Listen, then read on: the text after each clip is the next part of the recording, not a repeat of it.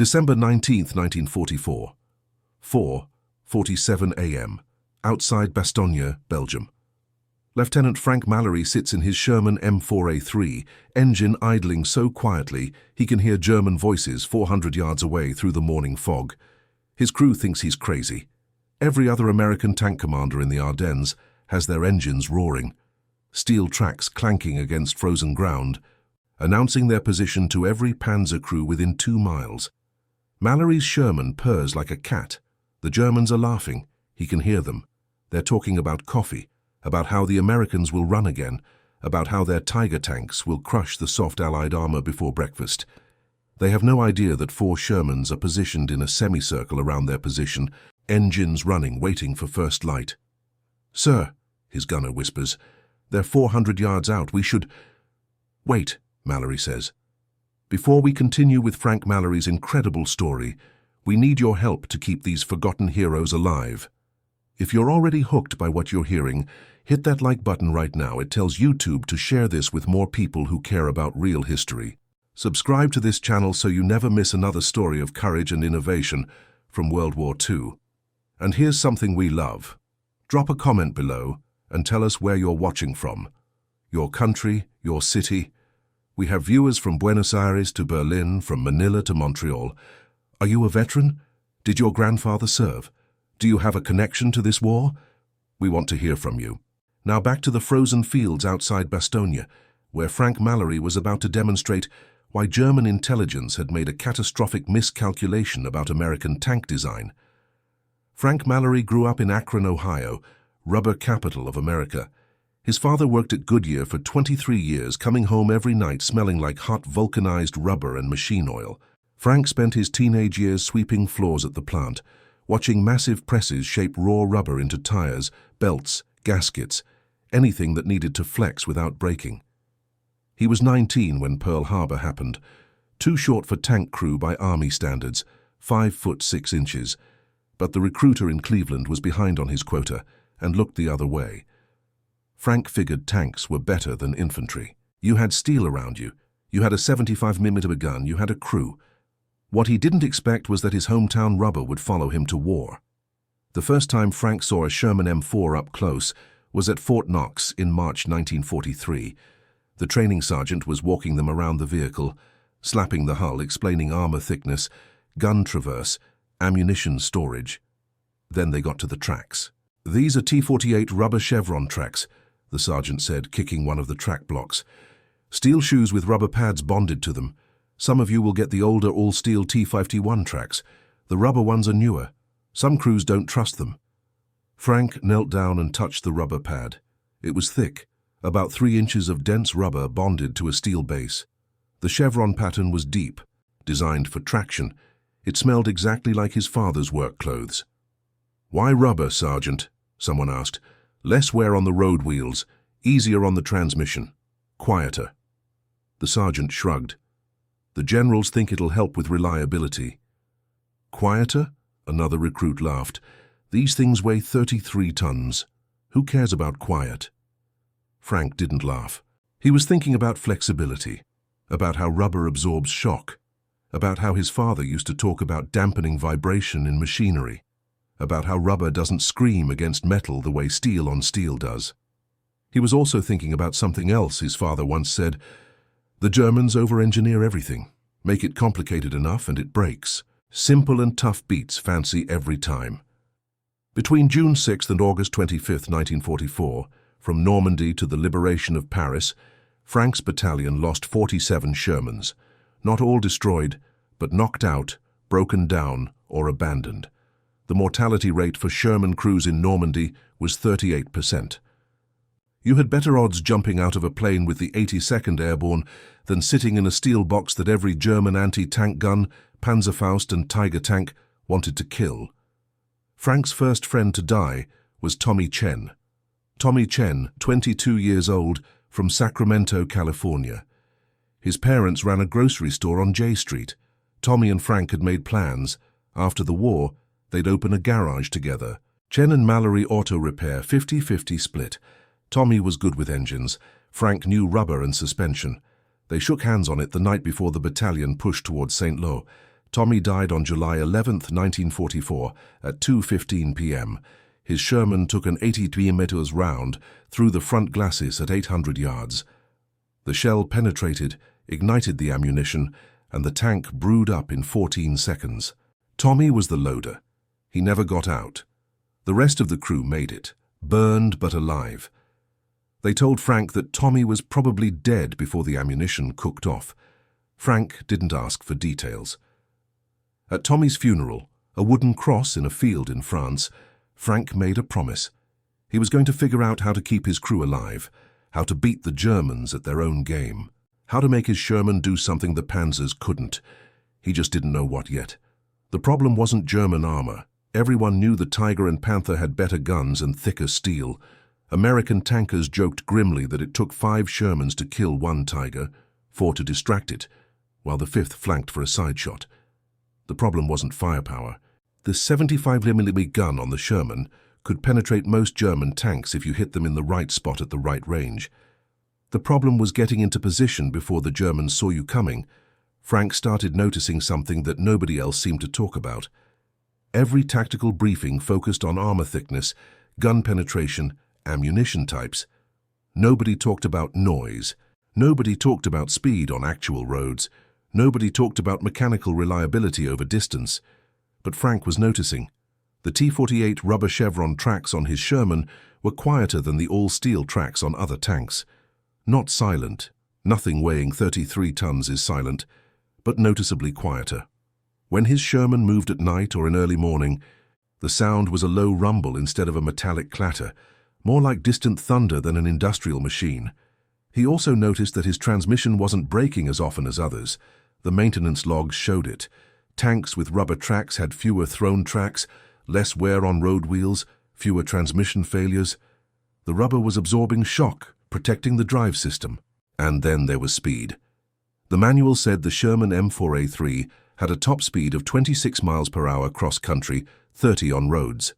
But Frank noticed that his Sherman, with rubber tracks, could sustain higher speeds for longer periods without overheating or breaking down.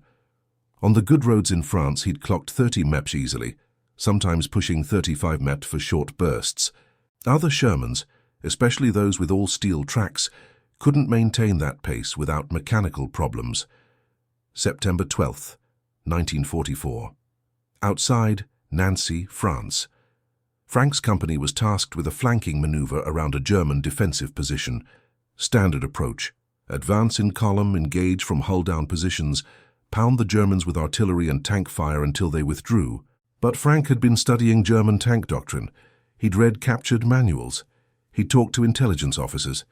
He knew that German tank crews relied on their superior optics and guns to engage American tanks at range, 800 to 200 yards.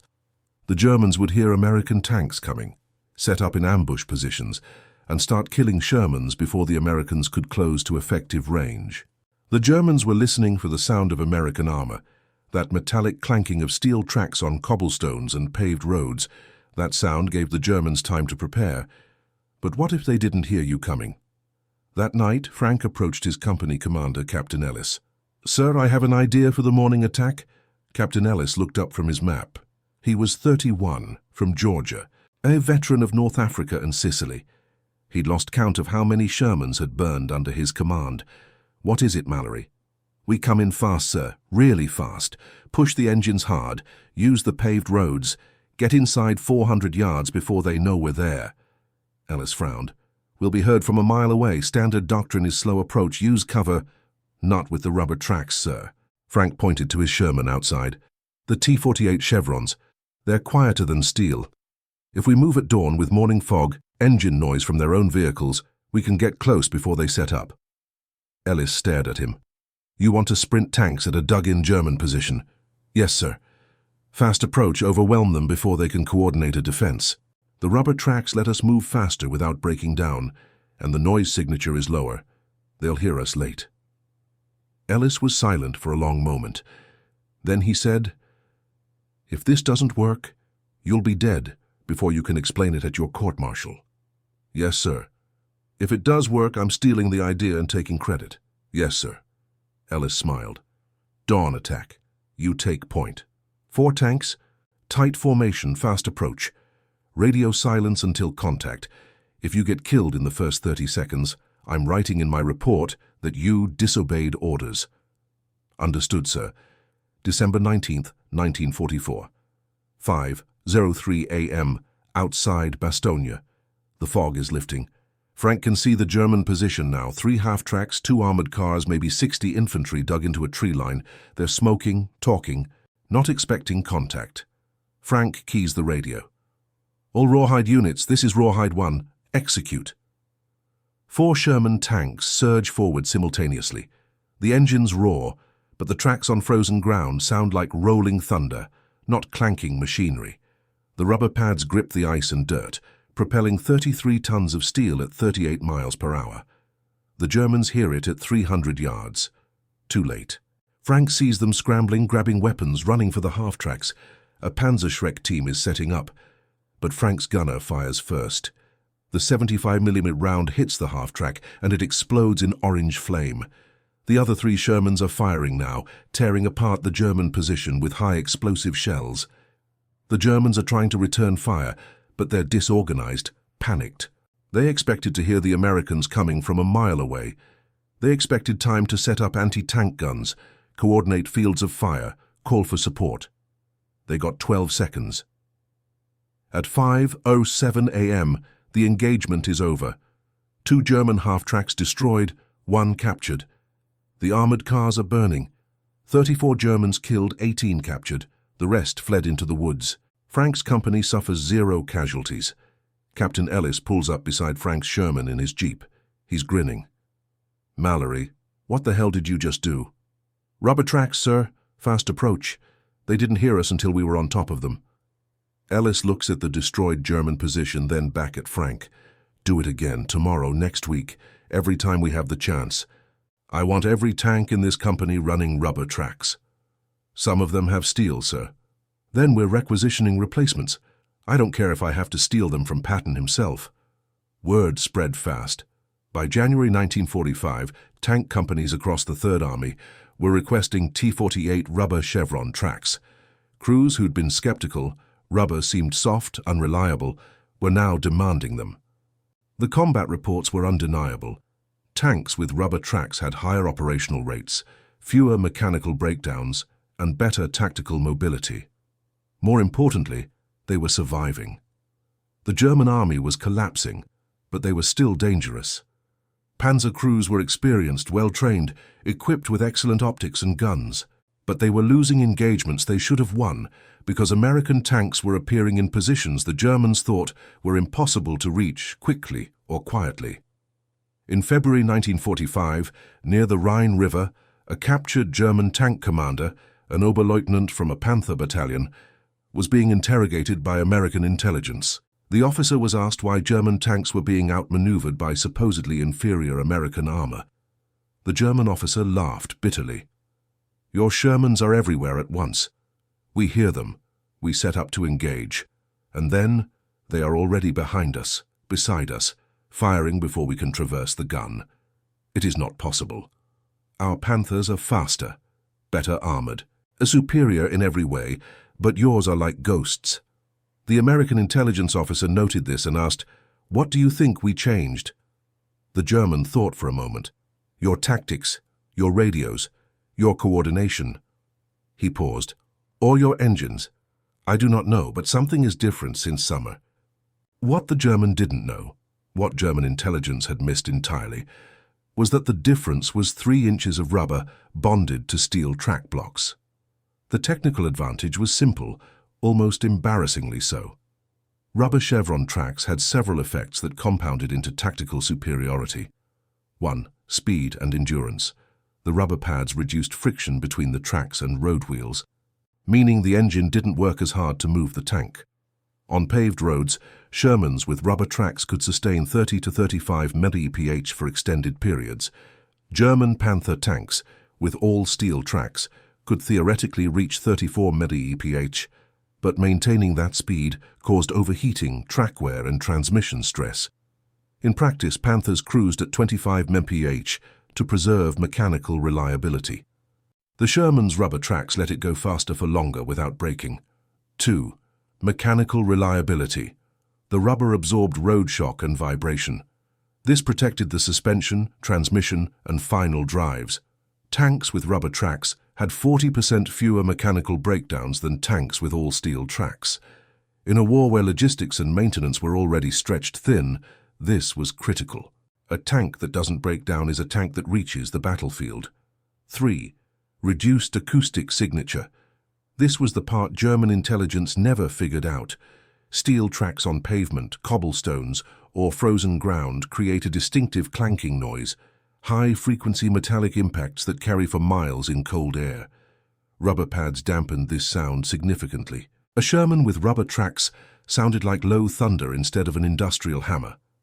At 1 Outran yards, a German listening post could identify the approach of steel-tracked tanks. At 500 yards, they could estimate numbers and direction. This gave them time to prepare ambushes, but rubber-tracked Shermans could close to 400 yards before being clearly heard, especially in fog, rain, or with wind. By the time German crews realized American tanks were approaching, the Shermans were already in firing positions. This wasn't a radical technological breakthrough. It was rubber, the same material used in tires, gaskets, and hoses. But applied to tank tracks, it created a cascading advantage: speed, reliability, surprise, tactical initiative, survival. The German army had known about American rubber tracks since 1943. In August 1943, German intelligence obtained technical manuals for the Sherman M4 through a captured supply dump in Italy. The manuals included detailed specifications for the T-48 rubber chevron tracks. German tank designers reviewed the information and dismissed it as irrelevant.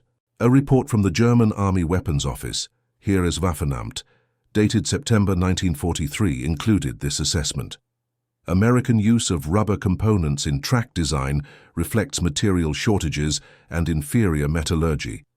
Rubber tracks will fail in muddy conditions, provide insufficient traction in snow, and degrade rapidly under combat stress.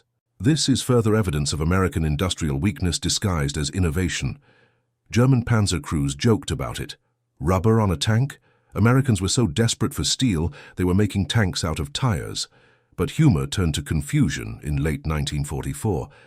After the Battle of the Bulge, captured German after-action reports showed a pattern. American tank units were executing flanking maneuvers and surprise attacks that should have been detected earlier. German forward observers reported hearing American armor too late to coordinate effective responses. One report from January 1945, recovered from a destroyed Panther tank near Bastogne, included a hastily scrawled note in the margin: Americans now moving at night without detection. Sound discipline improved or new muffler system? Investigate. They never figured it out. German intelligence was looking for complex solutions: new engine technology, advanced radio coordination, special tactics training. They never considered that the answer was 3 inches of rubber absorbing sound and vibration. By March 1945, General George S. Patton was exploiting the Sherman's mobility advantage ruthlessly. Patton's Third Army pushed across Germany at speeds that shocked both the Germans and the Allied High Command. In one 48-hour period, elements of the 4th Armored Division covered 87 miles, a pace that should have been impossible for tanks operating in hostile territory with contested supply lines. The key was mechanical reliability and speed. Patton's Shermans, almost all equipped with rubber tracks by this point, could sustain high road speeds without breaking down. They bypassed German strongpoints, encircled defensive positions, and captured objectives before the Germans could establish coherent defense lines. German commanders complained that American tanks were magically appearing behind their lines. They couldn't understand how American armor, supposedly inferior to German panzers, was consistently outmaneuvering them. The answer was simple. American tanks were faster, more reliable and quieter. Rubber tracks. Frank Mallory's 37th Tank Battalion was part of this advance. Between February and April 1945, his unit participated in 23 major engagements and countless skirmishes. His Sherman, the same one he'd commanded since Normandy, now nicknamed Outran Special, never suffered a mechanical failure requiring more than field maintenance. Other crews asked Frank how he kept his tank running. He told them rubber tracks. Change them when they wear. Don't push the engine past redline. Trust the rubber. It became a mantra in the battalion. Trust the rubber. April 30th, 1945. Somewhere in Bavaria. The war in Europe is almost over. Everyone knows it. The German army is disintegrating. Frank's battalion is advancing through small towns that surrender without firing a shot. White flags hang from windows. German soldiers are walking toward Allied lines with their hands up, just wanting to go home. Frank's crew is exhausted. They've been at war for 22 months. They've lost friends, seen things they'll never talk about, aged in ways that don't show on their faces, but live in their eyes. The Outran Special has 847 miles on the odometer. The rubber tracks have been replaced 4 times. The engine has been rebuilt once, but the tank is still running. On May 8, 1945, the war in Europe officially ends. Frank Mallory sits on the hull of his Sherman in a field in Austria, listening to the radio announcement. His crew is quiet. They're not celebrating. They're just sitting there trying to process that they survived. Frank thinks about Tommy Chen, about the garage they were going to open, about all the friends who didn't make it. He touches the rubber trackpad beside him. The same rubber his father worked with in Akron, the same material that German officers laughed at, the same 3 inches of bonded rubber that let him close to 400 yards before the Germans heard him coming. Simple, tough, effective, just like his father said. After the war, Frank Mallory went home to Akron, Ohio. He didn't talk about the war much. He got a job at Goodyear, not in the factory like his father, but in the engineering office. He worked on tire design, rubber compounds, vibration dampening systems. He married a woman named Dorothy in 1947. They had 3 kids. Nobody at Goodyear knew he'd commanded a tank in Europe. He didn't mention it. In 1952, a historian researching armored warfare sent a questionnaire to veterans asking about combat experiences. Frank filled it out and included a note about the rubber tracks, how they'd provided tactical advantages that nobody had anticipated, how they'd probably saved his life and the lives of countless other tanker crews. The historian never responded. The note wasn't included in the published study. In 1978, a military analyst studying Sherman tank operations noticed a statistical anomaly. Units equipped with T-48 rubber chevron tracks had significantly higher operational readiness rates and lower casualty rates than units with all steel tracks. The analyst tried to investigate but found minimal documentation. The Army hadn't kept detailed records comparing track types. The analyst called several Sherman veterans and eventually found Frank Mallory. They talked for 3 hours. The analyst asked, "Did anyone at the time realize how important the rubber tracks were?" Frank thought about it. The crews knew, the guys in the tanks knew, but nobody wrote it down. Nobody made a big deal about it. "We were just trying to survive." "Do you think it made a difference in the war?" Frank laughed quietly. "I'm alive. My crew made it home. We did things that should have gotten us killed, and we lived. Yeah, it made a difference." Frank Mallory died in 1989 at age 66.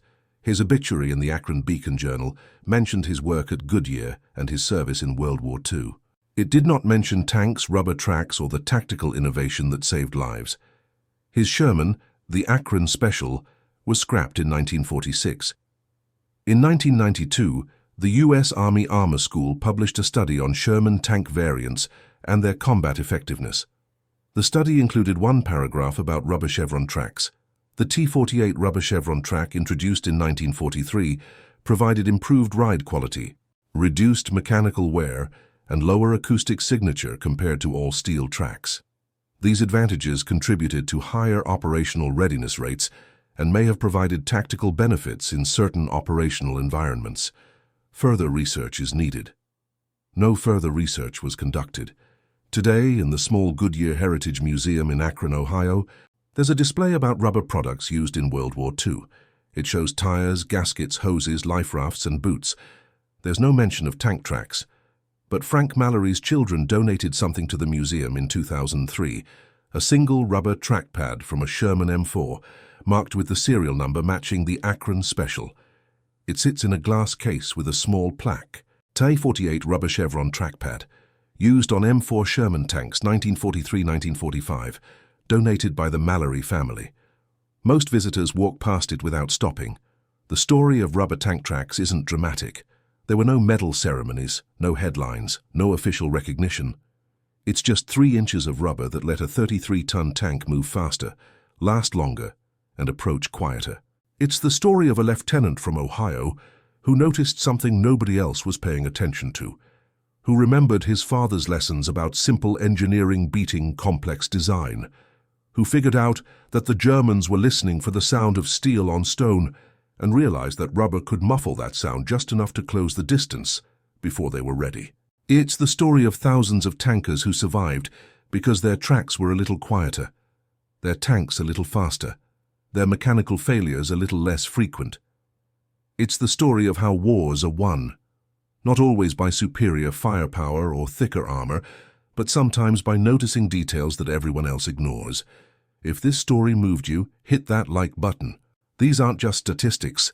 These are real men who made it home because someone paid attention to details that seemed insignificant. Subscribe to this channel so we can keep sharing these forgotten stories of innovation and survival from World War II. And tell us in the comments, where are you watching from? Did your grandfather or great-grandfather serve in the war? Did he ever talk about Shermans, about tanks, about the small details that made a difference? We want to hear your family's stories. Thank you for keeping these memories alive. Thank you for caring about the men who came home not because they had the best equipment, but because they had the best ideas. Frank Mallory never got a medal for figuring out that rubber tracks gave his Sherman a tactical edge. But he got to go home to Akron, work at the factory with his father, raise his kids, and live to age 66. For a Sherman tanker in World War II, that was the greatest victory of all.